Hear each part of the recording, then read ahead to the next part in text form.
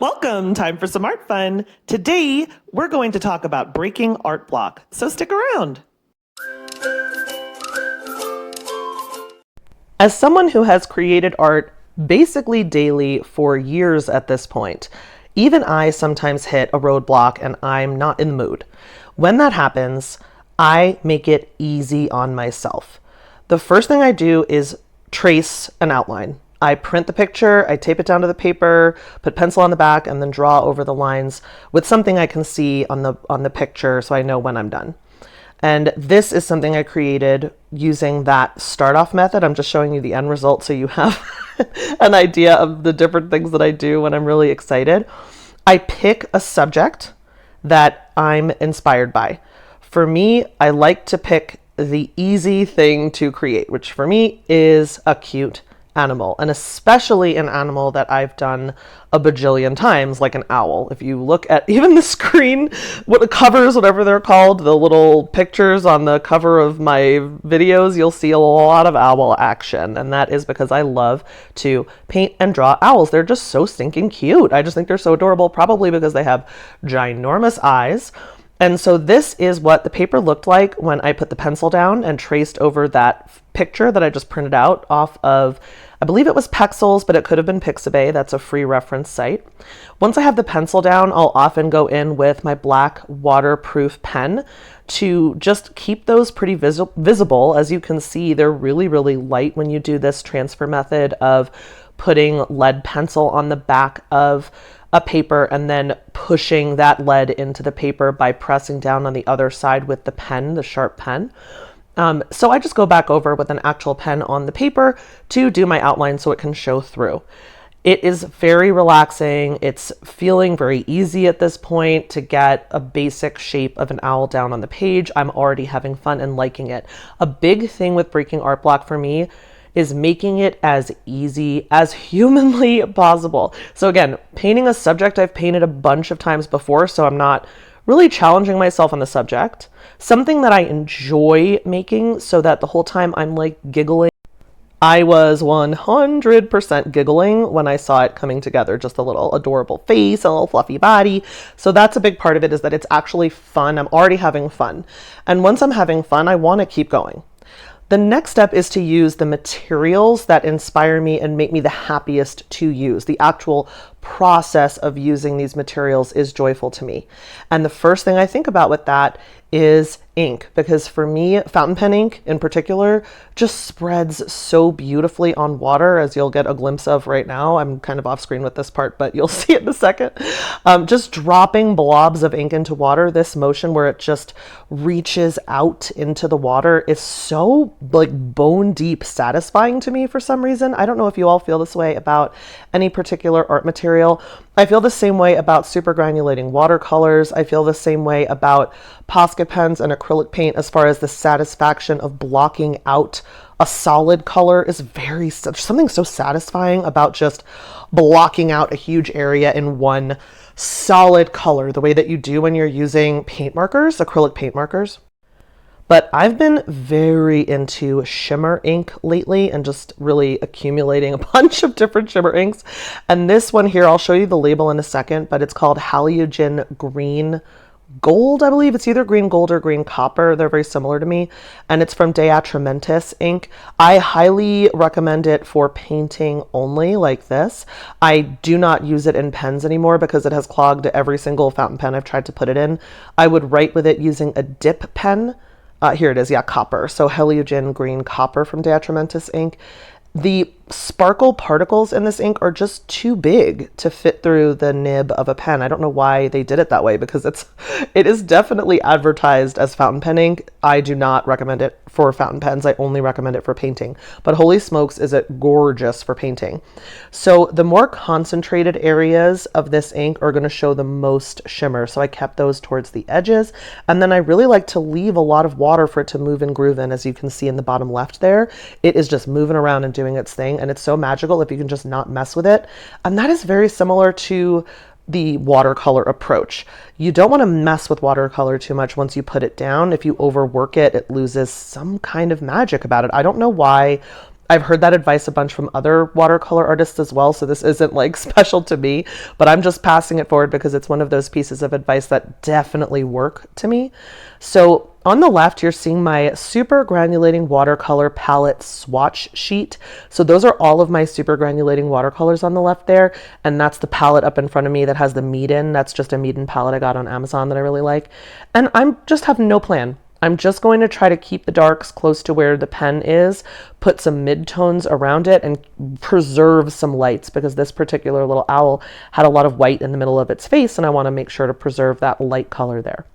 I just sat down, put on a podcast, and just went full like vibin mode. I don't know how else to say it. Just blocked out time. I have no idea how long this took. I don't think it was too long, but the end result was so cute and so happy and so satisfying that I thought to myself, I've got to share this technique with my people, with my folks, because I do get in a rut sometimes, especially if I have a lot of guilt around my art. Let me know in the comments if you agree, if this happens to you, but sometimes I'll start to build up weird elements of guilt, like, oh, I should be using this particular supply because it's been sitting unused for a while. Like, for instance, recently I've been on an ink and watercolor kick. I've just been going to town on inks and watercolors, and all of my beautiful acrylic gouache and all of my beautiful acrylic paint is just sitting there. All of my gouache is staring at me with sad eyes. Nothing else is getting touched.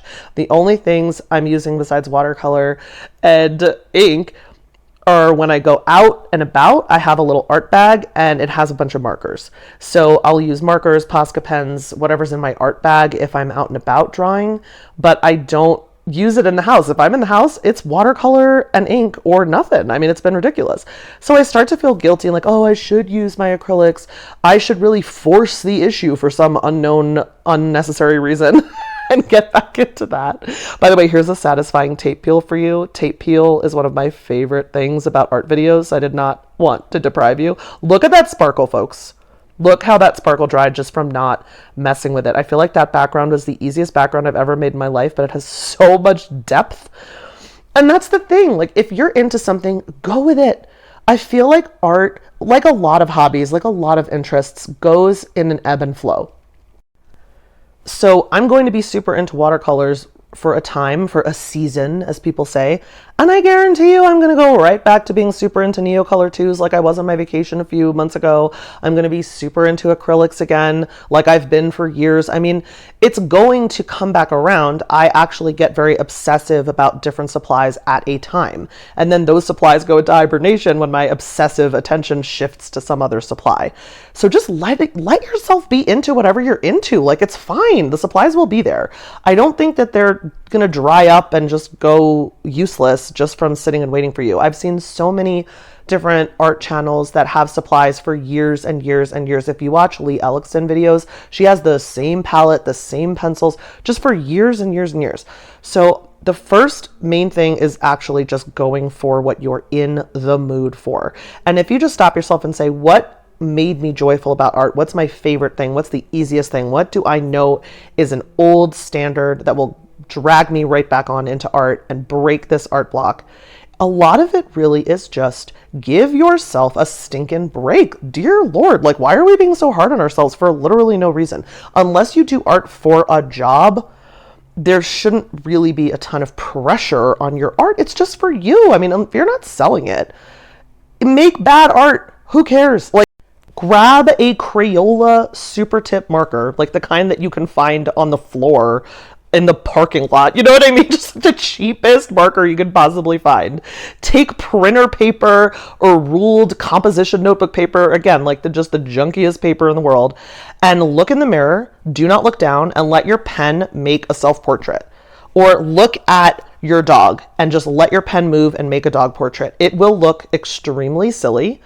It will be fun. It will be 30 seconds of zero pressure, pretty much zero expense art.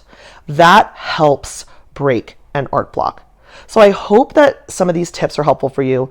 Pick your favorite subject, easy peasy subject. Pick your favorite, most funnest ever supplies, and just enjoy with a zero pressure. Now, you know me, I can't help it. I did, of course, get a new fountain pen. So I'm just giving you a quick unboxing hidden at the end of this art block video of a pen that I got from Endless Pens. It is, and I feel like it's about to be unveiled, an Opus 88, which has a huge inkwell, but it is a mini pen. So here's the box it comes in. It is so funny. This is the biggest fountain pen box I've ever had for the smallest mini pocket pen. Like, I don't know why they give you this over the top box for this pen, but I can tell you I've been using this pen to do my food journaling, and I love it. I stuffed it full with the Sailor Studio 162. It's kind of like a greenish, highly shading ink that I got in a recent pen haul. And I filled this pen with that ink, and it has been gorgeous. So it's the Opus 88 mini pocket pen. And it comes with this box that's like a magnetic closure. It comes with the eyedropper that you use to fill it. I'm sorry that the focus of this is absolutely horrifying. That's why it's just stuck at the end of a video and not its own video. But I couldn't wait to open it and use it. So it's called the Coffeholic. It has this little drawing, little illustration of coffee stuff on the cap, and it just sang to my coffee loving soul. So I had to get it. I also have wanted an Opus eyedropper pen, and this is a pretty entry level version, but I just thought it was so cute. I love this art on here. I will warn you, it does not post. This little end cap on the bottom, the black thing all the way on the right, you unscrew that and that allows the ink to flow through. I'm just showing you this with a jelly roll so you can see the size. It is a mini pocket pen, but the actual pen itself here, I'll show you in a second, when you hold it in your hand. Oh, first of all, this is a broad nib, so it's got a really fat, juicy nib, and it makes a giant line, which I really love, especially with an eyedropper pen. So that's posted. It is not secure posted. And look how long it is posted. If you unpost it, and I'm 6 feet tall almost, it's very comfortable in my hand. So I have very long fingers, very big hand for a lady, and it is very comfortable. So I write with this unposted. I put the cap in front of me and just enjoy how cute it is. That was me doing a dance with it. I hope you enjoyed this video. If you did, please remember to leave a like. Make sure you're subscribed. If you're not subscribed, it would so help me out if you subscribe. It's free. It's a great way to support me. And until next time, remember, create something cute.